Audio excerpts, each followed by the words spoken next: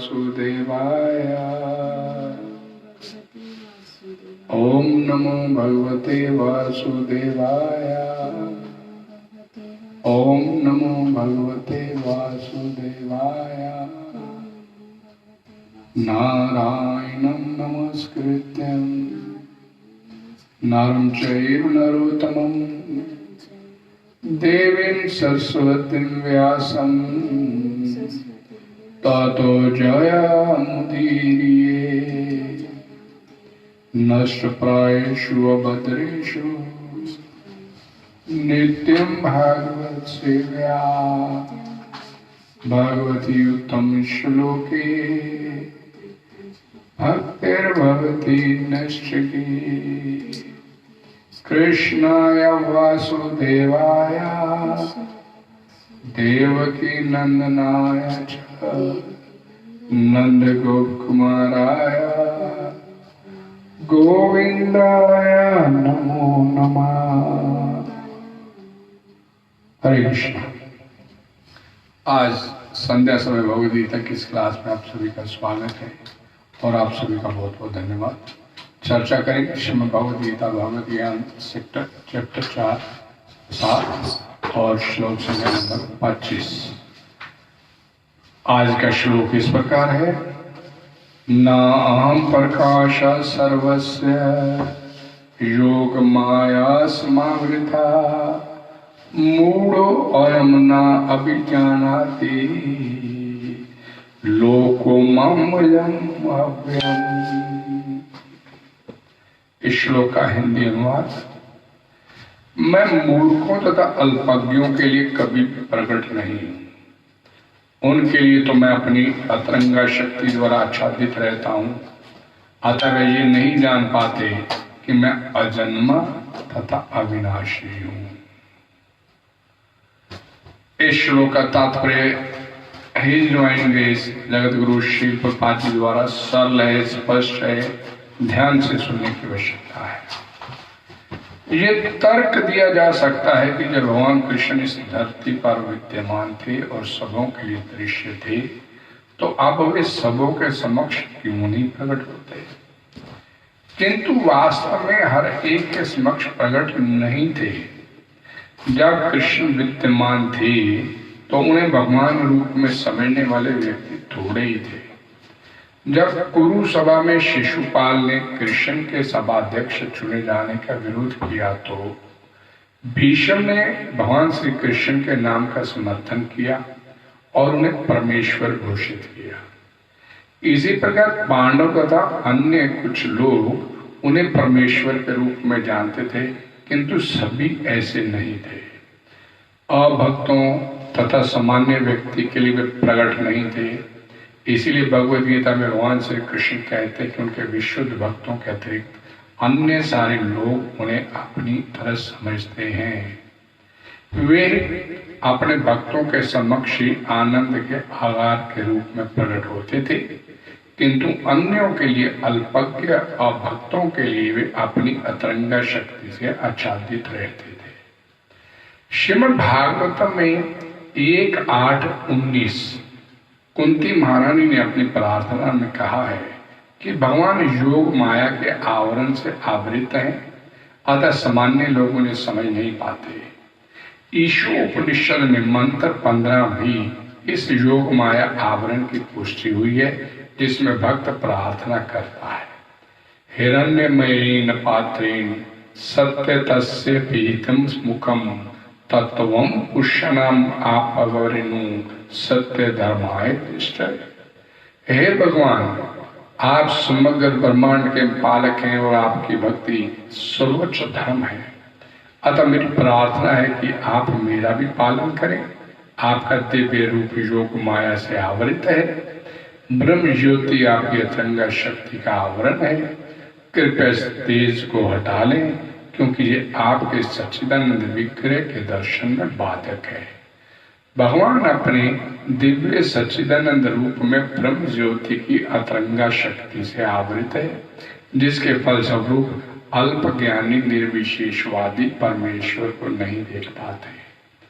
श्रीमद् भागवतम में भी 10, 14, 7 ब्रह्मा द्वारा ये स्तुति की गई है, हे भगवान, हे परमात्मा, हे समस्त रहस्यों के स्वामी, संसार में ऐसा कौन है जो आपकी शक्ति तथा लीलाओं का अनुमान लगा सके। आप सदैव अपनी अतरंगा शक्ति का विस्तार करते रहते हैं, अतः कोई भी आपको नहीं समझ सकता। विज्ञानी तथा विद्वान भले ही भौतिक जगत की परमाणु संरचना का या कि विभिन्न ग्रहों का अन्वेषण कर ले, किंतु अपने समक्ष आपके विद्यमान होते हुए भी वे आपकी शक्ति की गणना करने में असमर्थ हैं। भगवान कृष्ण न केवल अजन्मा है, अब तो अव्यय भी है। वे सच्चिदानंद रूप हैं और उनकी शक्तियां अव्यय है। हरे कृष्णा। ओम अज्ञानतिमिरन्धस्य ज्ञानाञ्जनशलाकया चक्षुर्मिलितं येन तस्मै श्रीगुरवे नमः। श्री चैतन्य मनोभीष्टं स्थापितं येन भूतले स्वयं रूपा कदा मह्यं ददाति स्वपदान्तिकम्।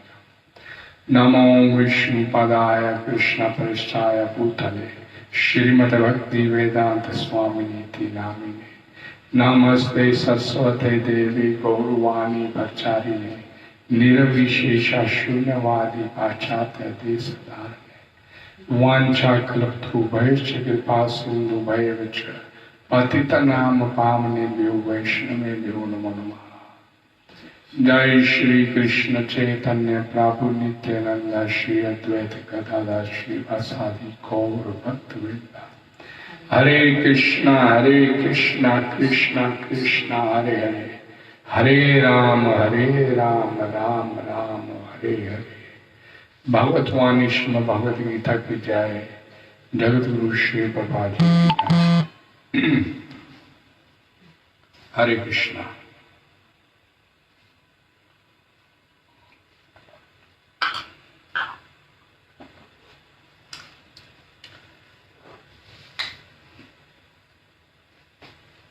न अहम प्रकाश सर्वस्य योग माया समावेदा मूढ़ो अयम न अभिजानाति लोको मामयम अव्ययम। भगवान बोलते हैं कि मैं मूर्खों तथा अल्पज्ञों के लिए, मूर्ख और जो कम बुद्धि के मालिक हैं, उन लोगों के लिए मैं कभी भी प्रकट नहीं हुआ। उनके लिए तो मैं अपनी अतरंगा शक्ति द्वारा आच्छादित रहता हूं। अतरंगा शक्ति अपनी योग माया, अपनी निजी शक्ति जो भगवान की है, अपनी भगवतीय शक्ति। अतः ये लोग नहीं जान पाते, जो मूर्ख जो अल्पज्ञ लोग हैं, ये नहीं जान पाते कि मैं अजन्मा तथा अविनाशी हूं। होता मैं अब सबके सामने हूं। कृष्ण रूप में भगवान स्वयं सृष्टिकर्ता स्वयं इस पृथ्वी पर, इस धरा पे मौजूद थे, लेकिन वही लोग उनको समझ पाए जो उनको जानते थे। तत्वज्ञ महानुभाव, वही लोग इनको समझ पाए कि ये सामने जो कृष्ण है, ये कृष्ण नहीं, ये सृष्टिकर्ता अनंत ब्रह्मांडों का मालिक है। और यहां पर श्रीला प्रभुपाद जी ने भी लिखा कि जब वो इस धरा पर प्रकट थे तो सबों को भी मालूम था कि ये सामने जो व्यक्ति है, ये कृष्ण के नाम रूप में ये भगवान है।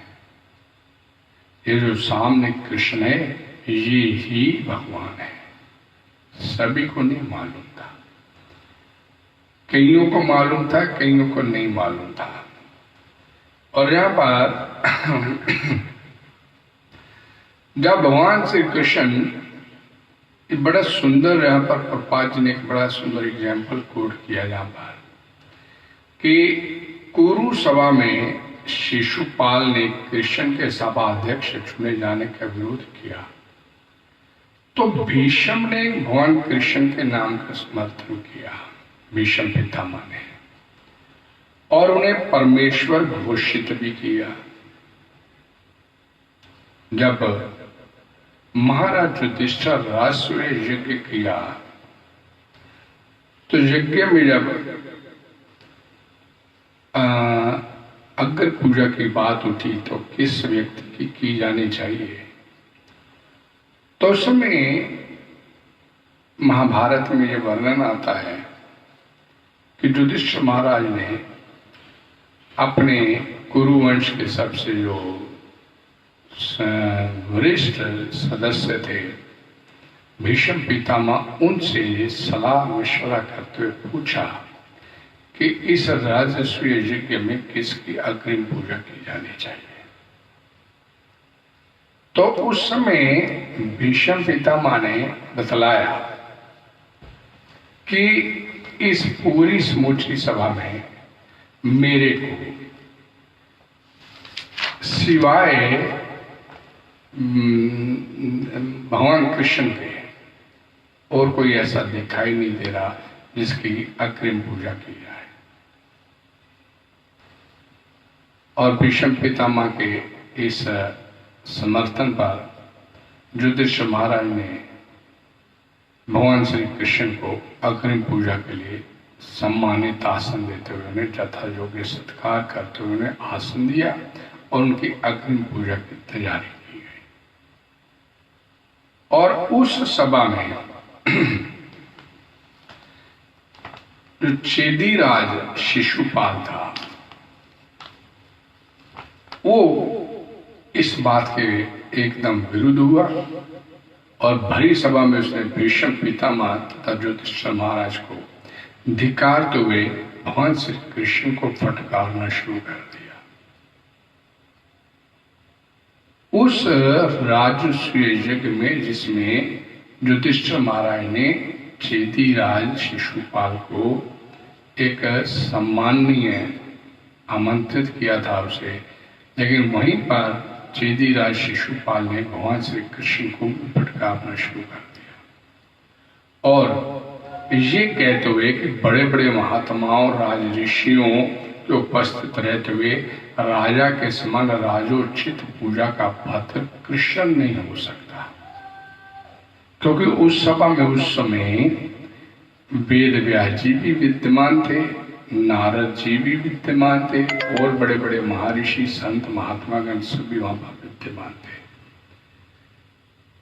तो शिशुपाल ने इस बात का विरोध करते हुए कि पांडवों को भी दिखा दो, तुम लोग भी बालक हो, तुम्हें मालूम ही नहीं है कि किसकी अग्रिम पूजा की जानी चाहिए। और भीष्म पितामह तो सठिया गए इस उम्र में, और आपने उस व्यक्ति का कहना मान के भीष्म पितामह का आपने भगवान कृष्ण की अग्रिम पूजा, मतलब उस वो भगवान बोला उसे कृष्ण की पूजा करनी शुरू।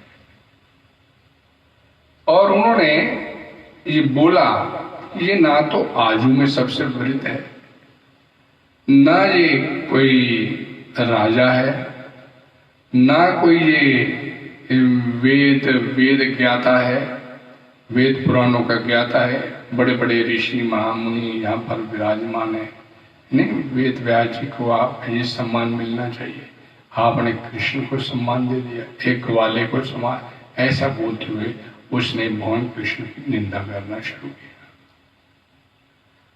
और उसने उस निंदा करते हुए भीष्म पितामह की और युधिष्ठिर महाराज की उसने फिर भगवान कृष्ण की ओर उन्मुख होते हुए कि भाई ये तो बालक है, तो बच्चे इन्हें मालूम नहीं था, लेकिन तेरे को तो कम से कम ज्ञान होना चाहिए।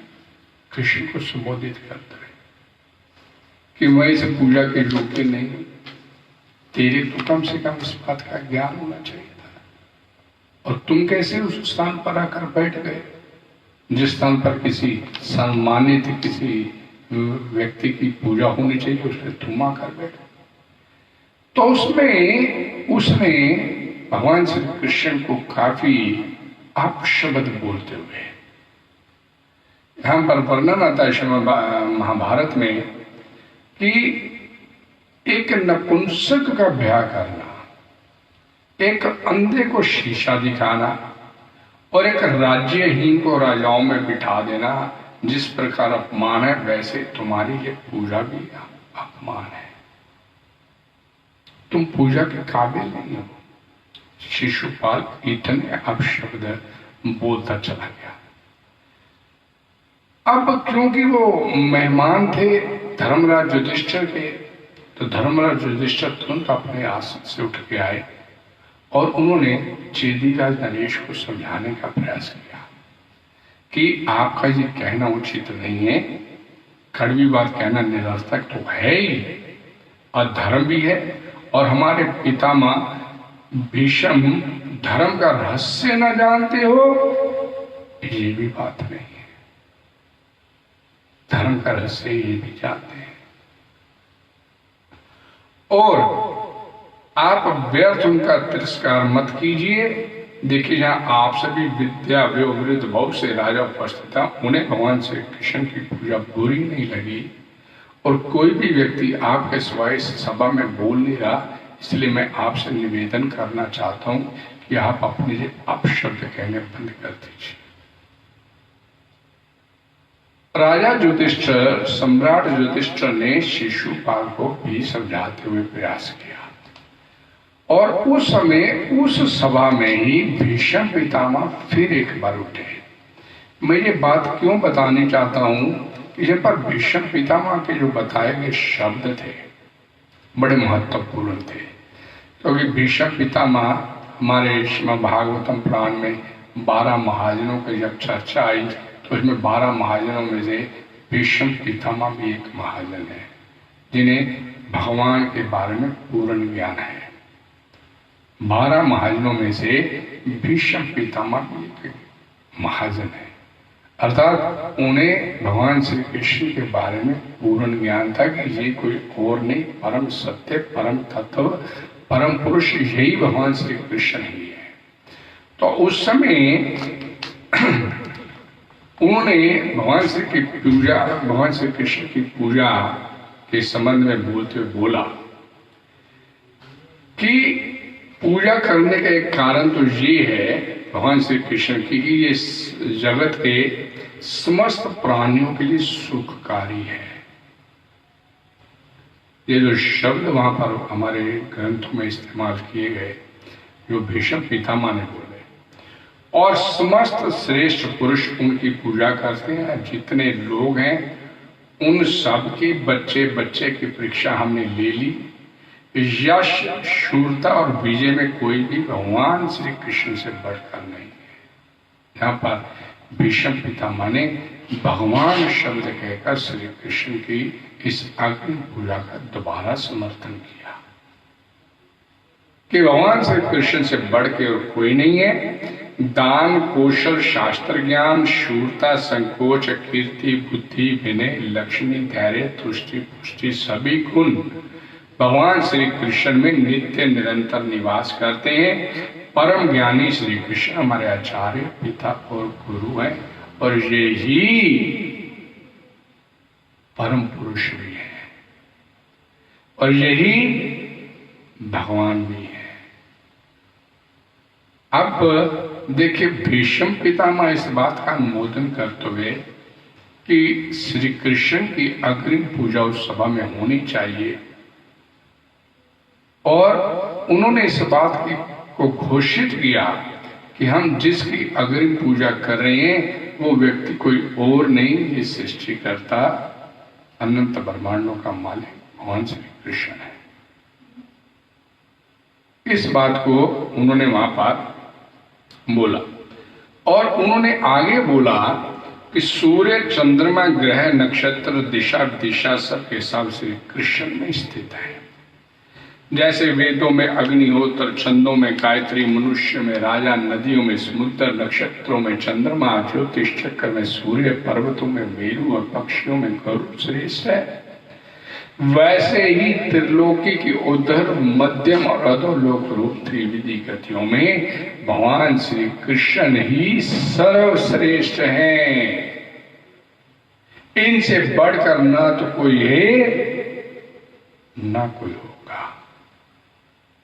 भीष्म पितामह ने शिशुपाल के उस अपशब्दों का तिरस्कार करते हुए भगवान श्री कृष्ण की अग्रिम पूजा का एक बार फिर समर्थन किया।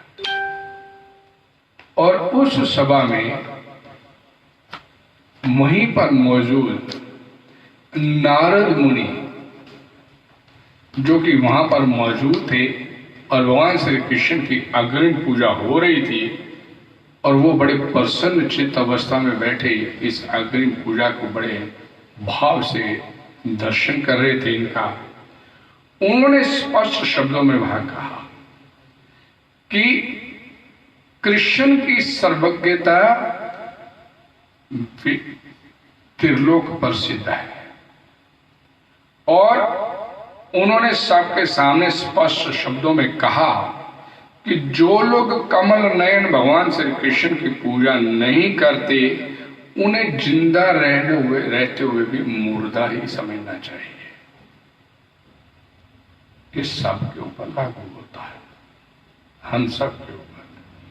अब क्योंकि ये शिशुपाल के लिए बोला जा रहा था कि जो भगवान श्री कृष्ण की पूजा नहीं करना चाहता था, लेकिन ये शब्द नारद मुनि द्वारा बोले गए कि जो लोग कमल नयन भगवान श्री कृष्ण की पूजा नहीं करते वो लोग जीवित रहते हुए मुर्दे के समान ही है।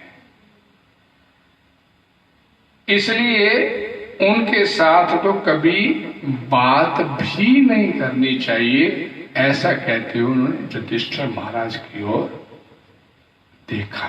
अर्थात नारद मुनि भी वहां पर मौजूद थे, उन्होंने इस बात का अनुमोदन किया और युधिष्ठिर महाराज से कहा कि वो बात ही क्यों कर रहे हैं उनसे, शिशुपाल को छोड़। अब जब नारद मुनि ने ऐसा बोल दिया उस भरी सभा में, तो शिशुपाल और गुस्से में आ गया।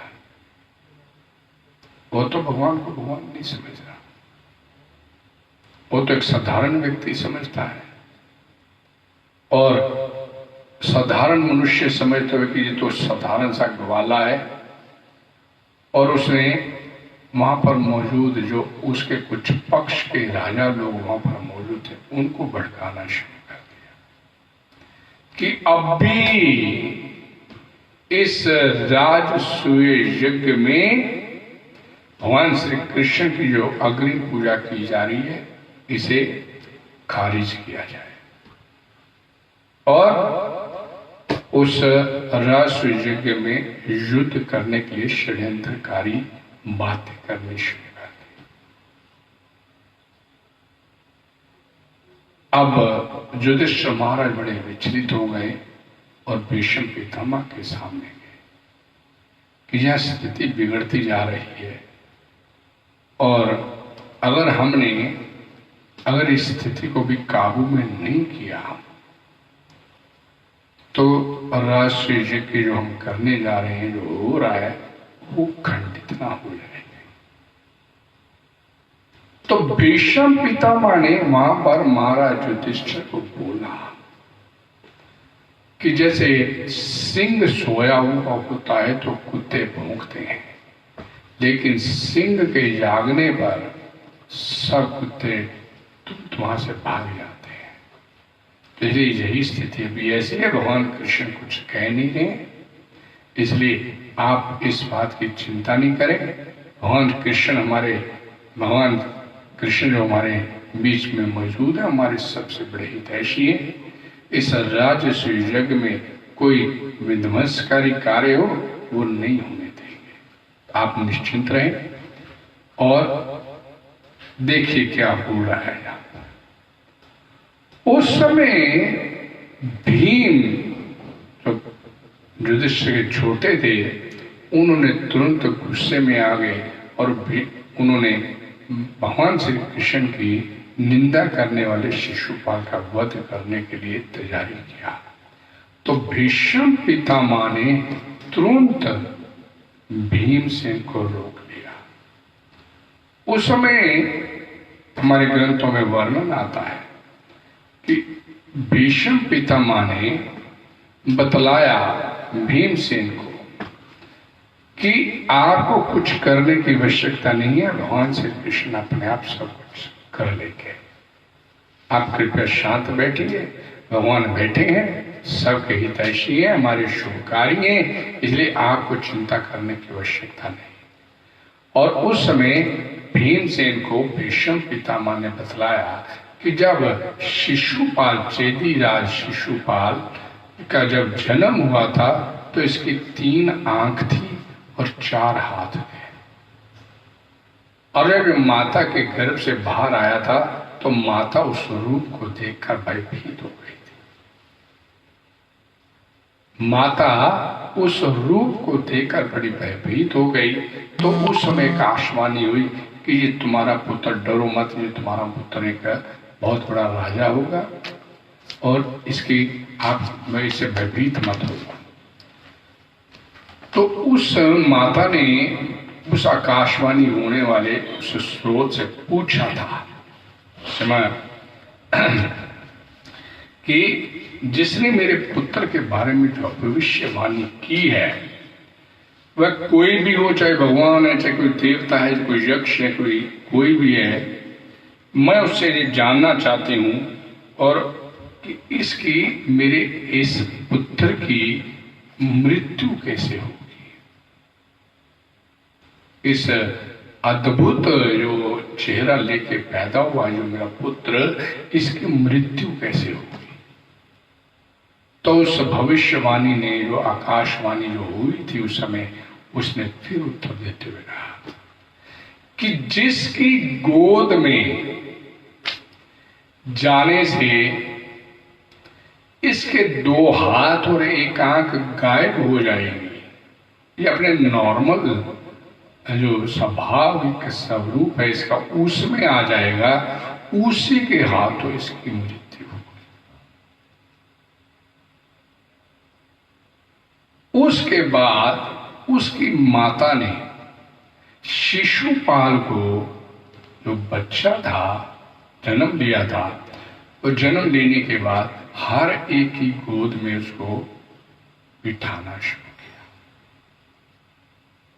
कि किसकी गोद में जाने से इसका हाथ और ये आंख गायब हो गई।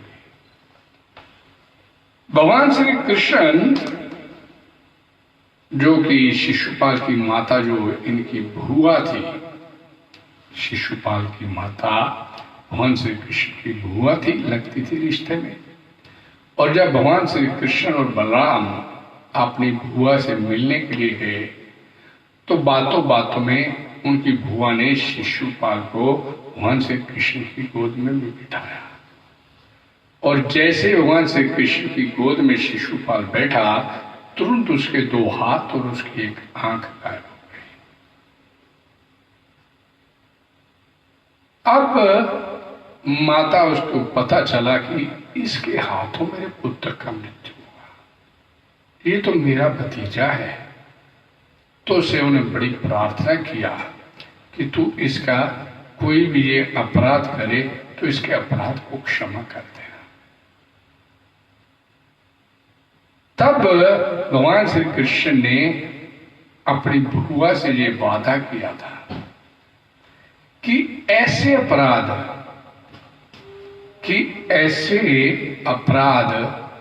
जिसके कारण इसको मृत्यु दंड देना पड़ जाए, ऐसे अपराध 100 करेगा तो भी मैं माफ कर दूंगा।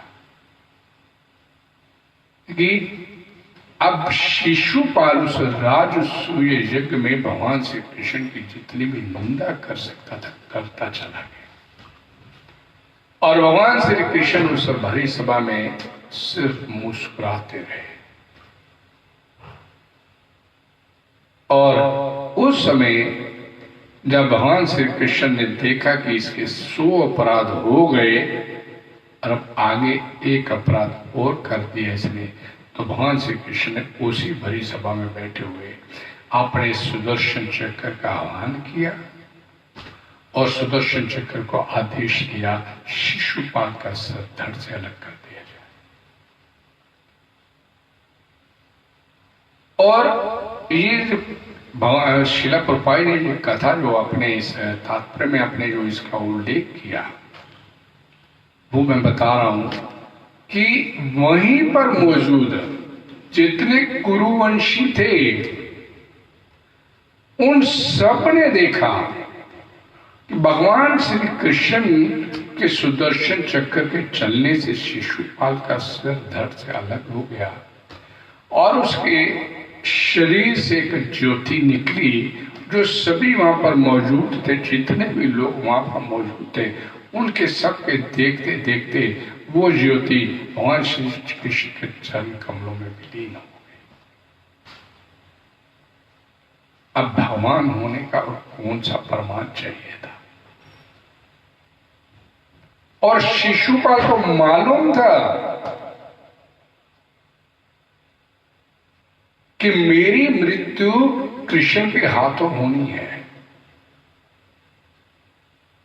लेकिन फिर भी वो एक सामान्य व्यक्ति की तरह उनसे व्यवहार करता रहा।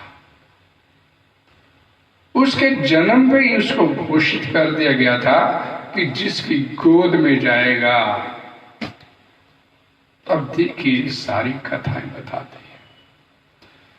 भगवान श्री कृष्ण शांति दूत बनकर कौरवों की सभा में गए और कौरवों की सभा में वहीं पर दुर्योधन ने ये तय कर लिया, तय किया कि अगर कोई हमारे प्रतिकूल कोई बात की कृष्ण ने उस सभा में भगवान कृष्ण के शांति दूत बनकर आने से पहले ही जब उनको संदेशा मिला तो उन्होंने तय कर लिया कि कृष्ण को बंदी बना लिया जाएगा, इसे वापस नहीं जाने देंगे। तो वहां पर जब भगवान श्री कृष्ण ने शांति प्रस्ताव को रखा और फिर अपनी तरफ से किसी प्रकार से जो शांति स्थापित हो जाए, 5 गांव पे समझौता करने की बात की और दुर्योधन ने ये कहते हुए उस प्रस्ताव को भी नकार दिया कि सुई की नोक जितनी भूमि भी मैं पांडवों को देने के लिए बिना युद्ध के तैयार नहीं। और उन्होंने कृष्ण को वहां पर बंदी बनाने का प्रयास किया और वहीं पर भगवान श्री कृष्ण ने अपना विराट रूप उस कौरव सभा में भी दिखाया। अब उसके बाद भी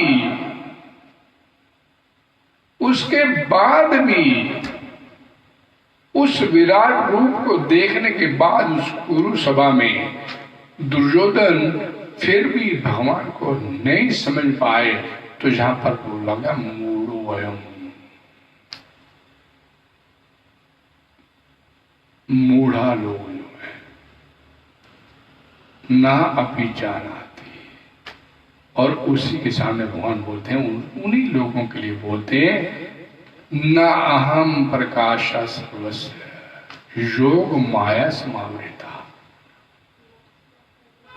मैं अपने आप को योग माया से आच्छादित कर लेता हूं ऐसे लोगों को। अब एक बड़ी सुंदर श्रीमद् भागवतम पुराण में एक वर्णन आता है। हरे कृष्णा।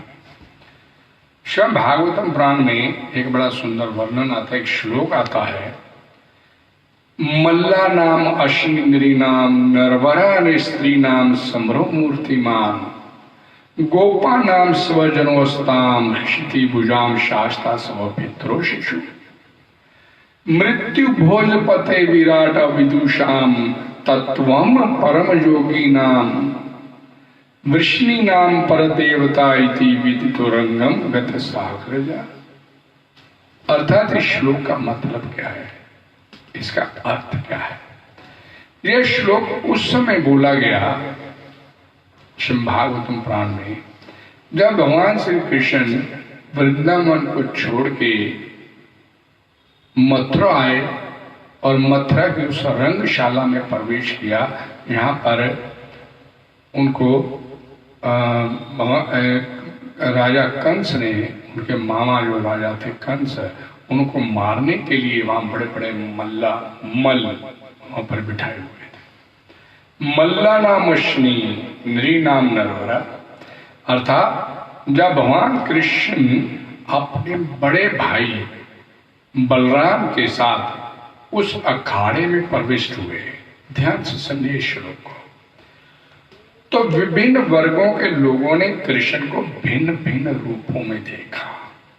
वहां पर जितने भी लोग मौजूद थे, उन सभी लोगों ने भगवान श्री कृष्ण को अपनी अपनी नजरों से देखा। मल्लों ने, पहलवान तो जो थे, उन पहलवानों ने भगवान कृष्ण को वज्र के समान, वज्र, अब एक सामने पहलवान है, उसको भगवान कृष्ण किस रूप में दिख रहे हैं?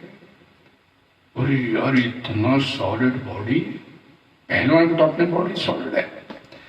तो कृष्ण जो एक छोटे से सुकुमार बालक थे उस समय, जब मथुरा में प्रवेश किए, वृंदावन छोड़ के आए, तो एक सुकुमार बालक, लेकिन उन पहलवानों को क्या दिख रहा है? उनका शरीर वज्र के समान कठोर, और मथुरा वासियों ने श्रेष्ठ पुरुष के रूप में, स्त्रियों ने साक्षात कामदेव के रूप में, ग्वालों ने अपने संबंधी के रूप में, और वहां पर जो मौजूद राजा जो आमंत्रित किए गए थे उस मल्ल युद्ध को देखने के कंस द्वारा दुष्ट शासकों ने दंड देने वाले के रूप में, और वहां पर मौजूद माता पिता ने अपने शिशु के रूप में, भोजराज कंस ने मृत्यु के रूप में, और मूर्खों ने भगवान के विराट रूप में,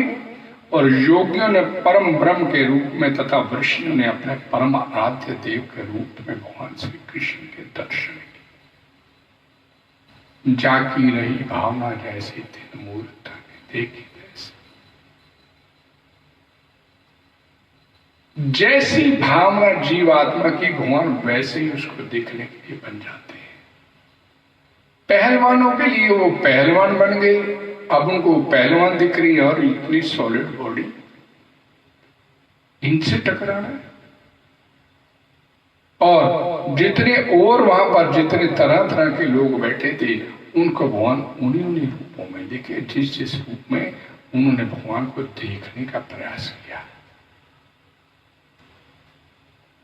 अर्थात जैसे भगवान को जिस रूप में आप देखना चाहते, भगवान वैसे उसी रूप में आपके सामने आ जाते हैं। और देखिए कि ये इसमें बताया गया, इसी श्लोक में, जिस समय भगवान श्री कृष्ण उस रंग भूमि में पधारे, तो जैसे जैसे कोई देखना चाहता था, वैसे वैसे जिनकी रही भावना जैसी प्रभु मूर्त थे न देखी वैसे। अब इस बात को कोई समझना चाहे कि भगवान कैसे हैं, तो आपके मन में जैसा आपने उनका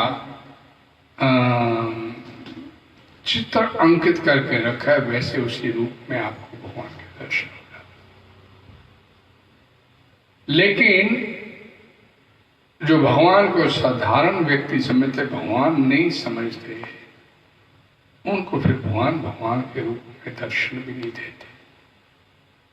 माता यशोदा भगवान के मुख में पूरी इस सृष्टि का दर्शन करती है, और उसकी बुद्धि चक्कर खा जाती है। ये क्या है? इस सामने जिसको मैं अपना बालक समझ रही हूं, इसके मुख के अंदर पूरी सृष्टि, और उस सृष्टि में मुख के अंदर माता यशोदा अपने आप को भी देख रही है, अर्थात भगवान उसको बताना चाह दिखा दिए कि सृष्टिकर्ता वही है। बुद्धि चक्कर खा गई, गिरने लगी, तत्काल भगवान ने अपना योग माया का आवरण पे उड़ा दिया और तत्काल अभिलक्षण उसे अपना पुत्र दिखना शुरू हो गया। वही सृष्टिकर्ता जो जिसे देख लीजिए क्या है, पूरी विराट सृष्टि का दर्शन हो रहा है और तत्काल उसे सब कुछ भूल गया और तत्काल उसे अपने छोटे से बालक है, तो मेरा बालक है। भक्त की दृष्टि, भक्त की दृष्टि भगवान के ऐश्वर्य पर नहीं जाती, ना भगवान के ऐश्वर्य को देखता है। मेरे भगवान है, जैसे भी है मेरे हैं। भगवान बोलते हैं मूढ़ो एम ना बीजानाति लोको मामजम अव्यय, अर्थात मैं अजन्मा हूं, अविनाशी हूं, मेरा ना अनश्वर हूं और ऐसा होने पर भी मैं प्रकट और अंतर्ध्यान होने की लीला करता हूं।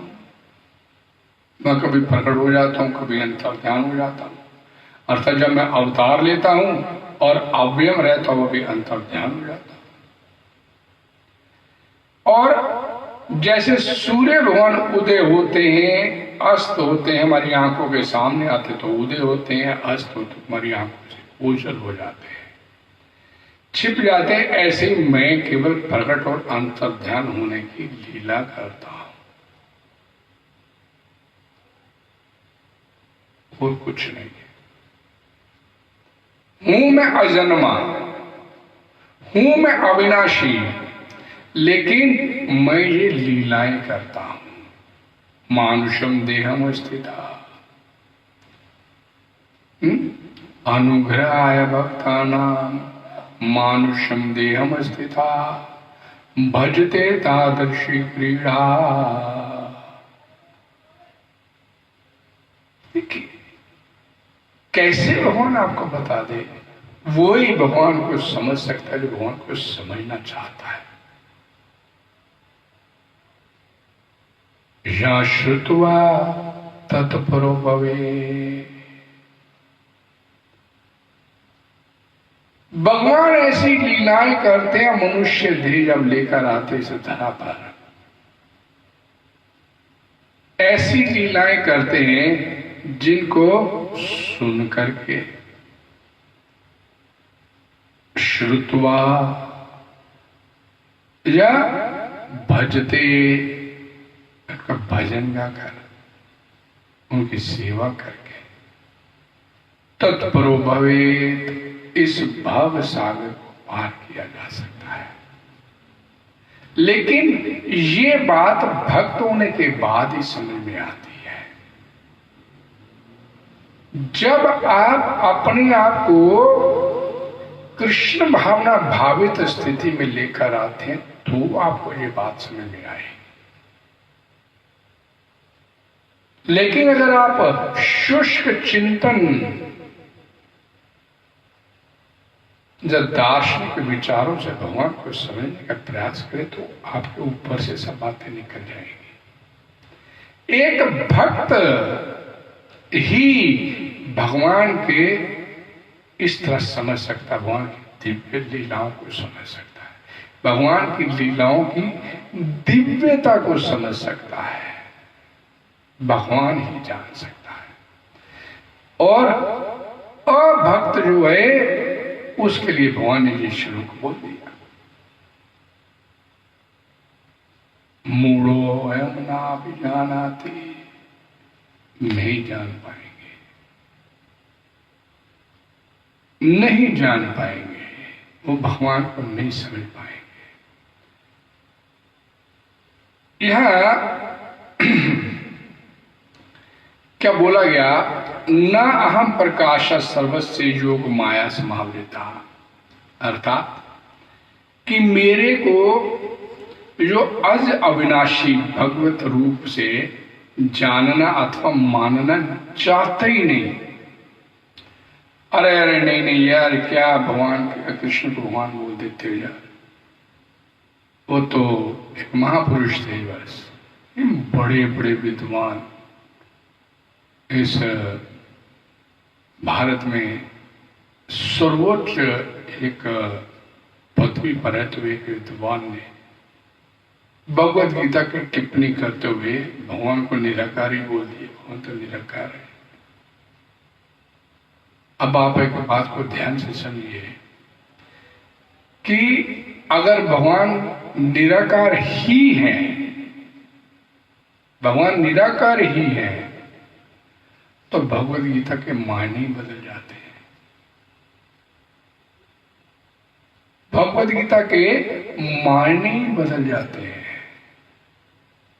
खत्म हो जाता भगवद गीता का अर्थ ही खत्म हो जाता।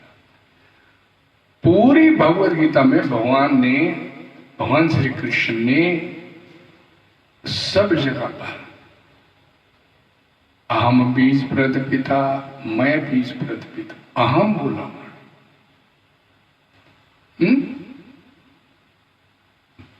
अनन्य चिंतयन्तो माम, अनन्य भाव से जो मेरा चिंतन करता है। पूरी भगवद गीता में मामेकम शरणम व्रज, एकमात्र मेरी शरण में आ जा। अब ध्यान दीजिए, भगवद गीता में भगवान श्री कृष्ण बोलते हैं ईश्वर सर्वभूतानां हृदयेषु अर्जुन तिष्ठति। हे अर्जुन, मैं परमात्मा रूप में, ईश्वर रूप में, मैं हरेक जीव के हृदय में बैठा हूं।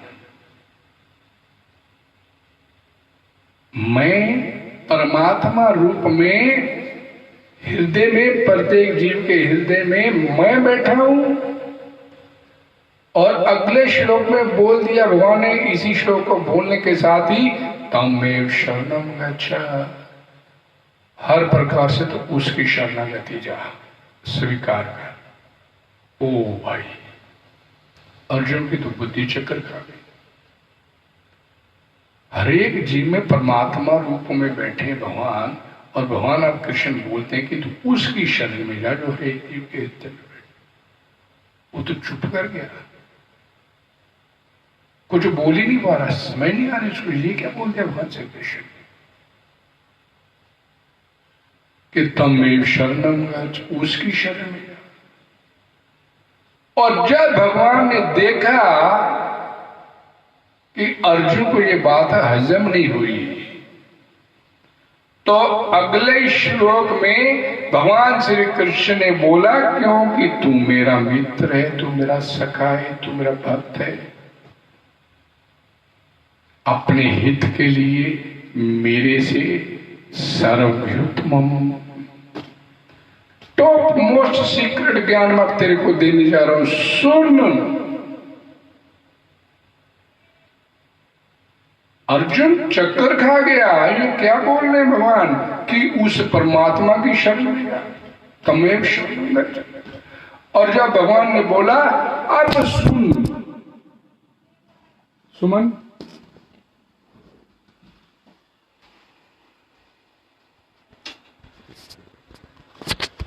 उसकी शरण में जा, तो उस समय भगवान श्री कृष्ण बोले सर्वव्युत्मन मनमना भाव मद भक्तो मध्याजी माम नमस्करो। अब आ गई बात, अर्जुन की जान में जान आई। मेरे में मन लगा कौन कहते हैं, निराकार की बात नहीं कर रहे जो हृदय में बैठा निराकार रूप में नहीं। मनमना भव मत भक्तो मध्याजी माम नमस्करो, मेरे को नमस्कार कर। अब भगवान श्री कृष्ण बोलते मेरे को नमस्कार कर। पहले बोलते तमेव शरणम गच्छ, उसकी शरण में जा। अब कहते मेरे को नमस्कार। और फिर भगवान बोलते हैं मामेकम शरणम व्रजा, एकमात्र मेरी शरण में आ। कृष्ण बोलते हैं, एक पर्सनैलिटी बोल रही है, एक पर्सनैलिटी सुन रही है। वहां पर एक व्यक्तित्व बोल रहा है, एक व्यक्तित्व सुन रहा है और उसको समझ में आ गया। इसीलिए शिला प्रभुपाद जी बोलते हैं, अर्जुन की तरह भगवत गीता को ग्रहण करोगे तो ये भगवत गीता आपको समझ में आएगी। इसीलिए शिला प्रभुपाद ने इस भगवत गीता का नाम रखा भगवत गीता यथारूप, Bhagavad Gita as it is. और जब उसने बोला, भगवान श्री कृष्ण ने मामेकम शरणम व्रजा, और मैं करूंगा क्या, अहम त्वाम सर्वे पापेभ्यो मोक्षयिष्यामि मा शुचा। और अर्जुन भी प्रसन्न हो गया उस बात को सुन के। अर्जुन भी प्रसन्नचित हो गया। आपकी शरण में आना है। कैसे आना है? नष्ट मोह गत संदेहा कृष्य वचनवत। अब बाबा जैसा करोगे मैं वैसा कहूंगा, जैसा कहोगे वैसा करूंगा। अर्थात पूरी तरह से सरेंडर कर दिया एक पर्सनालिटी ने दूसरी पर्सनालिटी को। किंतु परंतु सब खत्म हो गए। नष्ट मोह गत संदेहा, कोई संशय नहीं रहा, कोई डाउट नहीं रहा, कोई बात नहीं रही, सब कुछ क्लियर हो गया और पूरी तरह से सरेंडर कर दिया। पहले सरेंडर पूरी तरह से नहीं था।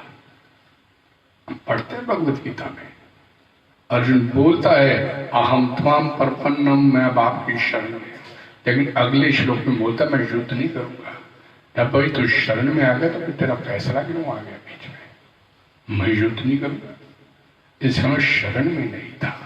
और अब भगवान बोलते हैं मामेकम शरणम व्रजा, हम त्वाम। तो अर्जुन बोलता है मैं अब आपकी शरण में हूं। कृष्य वचनम था, ये भगवत गीता। और भगवान श्री कृष्ण इसलिए यहां पर बोले मूढ़ोयम ना भी जानाते। मूर्ख लोगों को नहीं समझ में आएगा कि सामने कौन खड़ा है। उनको क्यों नहीं समझ में आता?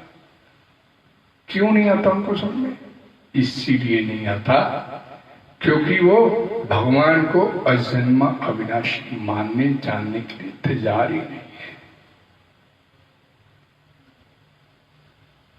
वो नहीं तैयार है, इसलिए उनको यहां पर मूर्ख बोल दिया गया। और एक जगह और एक बड़ा सुंदर स्पष्टीकरण मैं किसी महात्मा से सुना था, उन्होंने एक जगह भगवान बोलते हैं कि महर्षि देवगण मेरे को नहीं जान पाते, मेरे उत्पत्ति को नहीं जान पाते। तो क्या बोलते मूढ़ है? अगर मूर्ख व्यक्ति भगवान को जहां बोलते हैं मूर्ख व्यक्ति मेरे को तुम नहीं, तो महात्मा ही ने उसका स्पष्टीकरण देते हुए बोला था कि ये उनका दोष नहीं है। महर्षि देवताओं का जो मेरी उत्पत्ति को नहीं जान पाते, भगवद गीता में बोला गया, ये उनका दोष नहीं है। क्योंकि भगवान ने स्वयं कहा है मैं सब तरह से देवताओं और महर्षियों का आदि हूं। और जैसे बालक अपने पिता के जन्म को कैसे देख सकता है, क्योंकि वह उसमें पैदा ही नहीं हुआ था, वह तो पिता से पैदा हुआ है। अतः उसका पिता के जन्म को ना जानना उसका कोई अवगुण नहीं है। क्योंकि भगवान को पूरी तरह से तो कोई भी नहीं जान सकता अनटिल अनलेस भगवान स्वयं ने अपने बारे में उसे कुछ बताए। जैसे यहां पर भगवान बता रहे हैं अपने बारे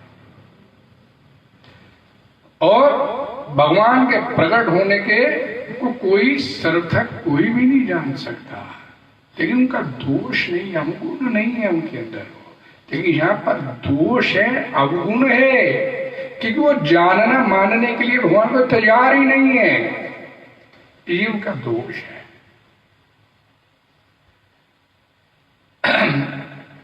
जो बुद्धि अल्पज्ञ जो लोग, जो जिनकी बुद्धि कम है, मनुष्य भगवान को नहीं मानते और भगवान अवतार काल में सांप के सामने प्रकट होते हुए भी उनके सामने प्रकट नहीं होते।